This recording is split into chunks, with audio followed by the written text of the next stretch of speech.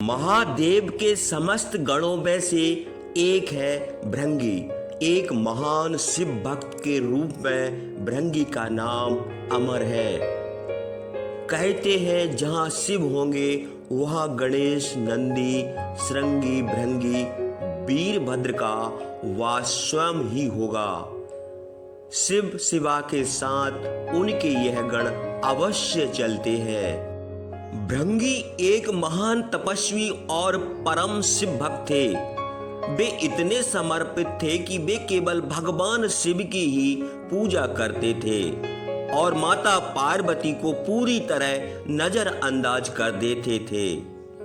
उनके लिए केवल शिव ही सब कुछ थे।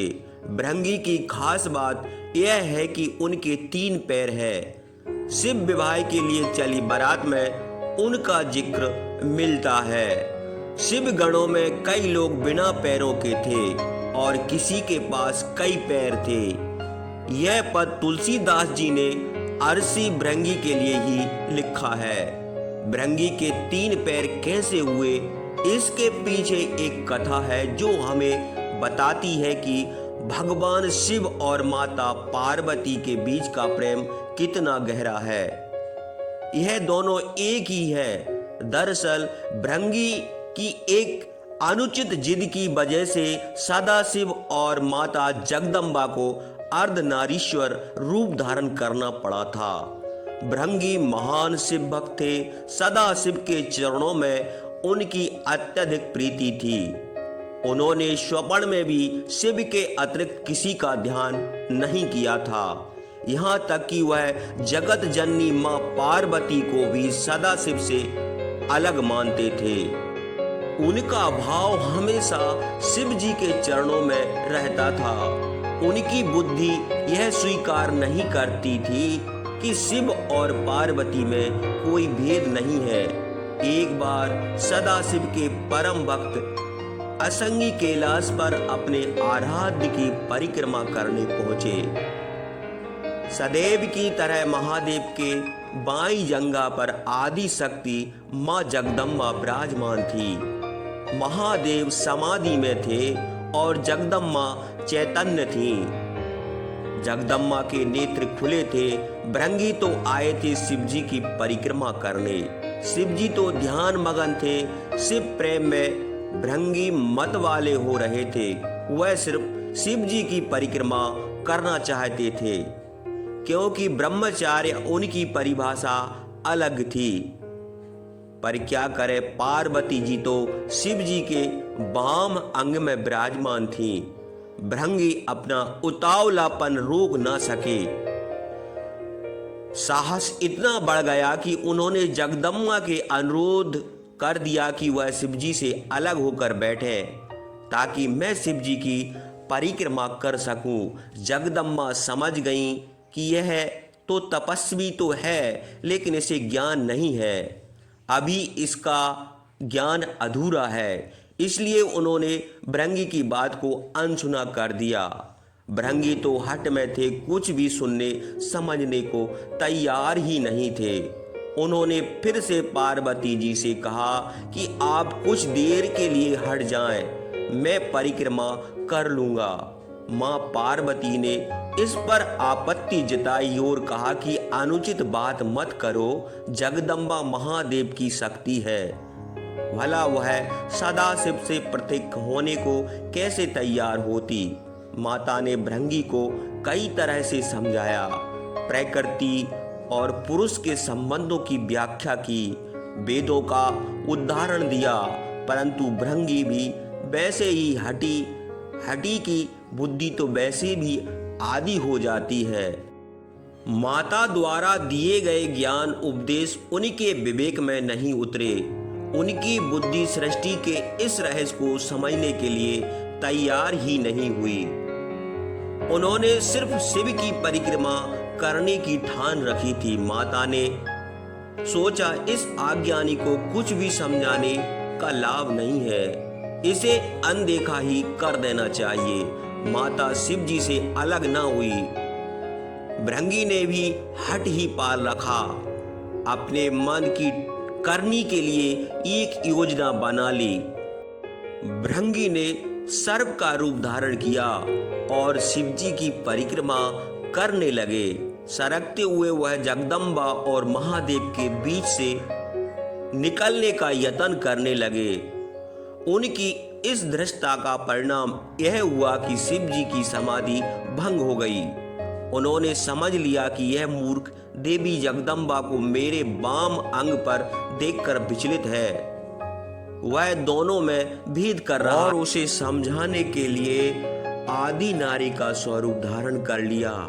जगदम्बा अब उन्हीं में विलीन हो गई। शिव जी दाहिने भाग से पुरुष रूप में और बाएं भाग से स्त्री रूप में दिखने लगे। अब तो भृंगी की योजना पर पानी फिरने लगा। हठी का हट तो भगवान से भी ऊपर जाने लगता है। भृंगी ने इतने पर भी हिम्मत नहीं हारी। उन्हें तो बस शिव जी की ही परिक्रमा करनी थी। अपनी जिद पूरी करने के लिए एक और मूर्खतापूर्ण प्रयास किया। अब भृंगी ने चूहे का रूप धारण कर लिया। चूहे के रूप में प्रभु के अर्धनारी स्वर रूप को कुतर कर एक दूसरे से अलग करने की कोशिश में जुट गया। माता जगदम्बा उसकी धृष्टता को लगातार सहन करती आ रही थी। जगदम्बा का धैर्य टूट गया। उन्होंने भृंगी को श्राप दिया, हे भृंगी, तू सृष्टि के आदि नियमों का उल्लंघन कर रहा है। यदि तू मातृ शक्ति का सम्मान करने में अपनी हठी समझता है तो अभी इसी समय तेरे शरीर से तेरी माता का अंश अलग हो जाए। ऐसा आप सुनकर स्वयं महादेव भी व्याकुल हो उठे। भृंगी की बुद्धि भले ही हार गई थी, पर महादेव जानते थे कि इस श्राप का मतलब कितना गंभीर है। शरीर विज्ञान की तंत्र युक्त व्याख्या के मुताबिक इंसान के शरीर में हड्डियां और पेशियां पिता से मिलती है, जबकि रक्त और मांस माता के अंश से प्राप्त होता है। फिर क्या था, भृंगी की दुर्गति हो गई। उनके शरीर से तत्काल रक्त और मांस अलग हो गया। शरीर में बची रह गई तो सिर्फ हड्डियां और मांसपेशियां। मृत्यु तो हो नहीं सकती थी, क्योंकि वह अभिमुक्त कैलाश के क्षेत्र में थे और स्वयं सदाशिव और महामाया उनके सामने थे। उनके प्राण हरने के लिए यमदूत वहां पहुंचने का साहस नहीं कर सकते थे। असहनीय पीड़ा से भृंगी बेचैन होने लगे। ऐसा भी आदि शक्ति जगदम्बा का दिया हुआ था। उन्होंने यह साप भृंगी के भेद बुद्धि को सही रास्ते पर लाने के लिए दिया था, इसलिए महादेव भी बीच में नहीं पड़े। इस श्राप का लाभ यह हुआ कि भृंगी असहनीय पीड़ा में पड़कर समझ गए कि पितृशक्ति किसी भी सूरत में मातृ शक्ति से परे नहीं है।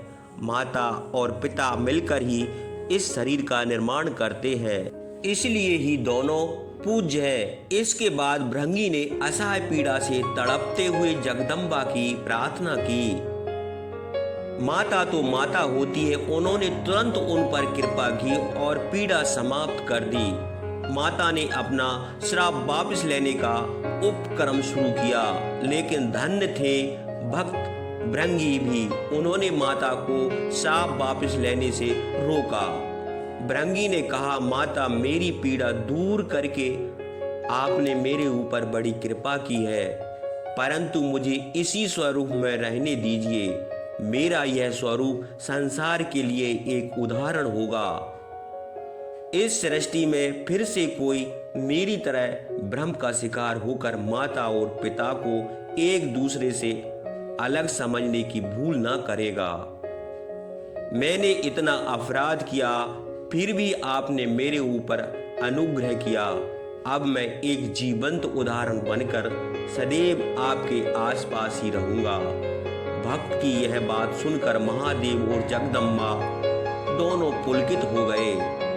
अर्धनारीश्वर स्वरूप धारण किए हुए मां जगदम्बा और पिता महादेव ने तुरंत भृंगी को अपने गणों में प्रमुख स्थान दिया। भृंगी चलने फिरने में समर्थ हो सके, इसलिए उन्हें तीसरा पैर भी दिया।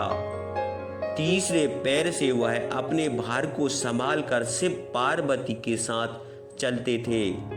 अर्धनारीश्वर भगवान ने कहा, हे भृंगी, तुम सदा हमारे साथ रहोगे।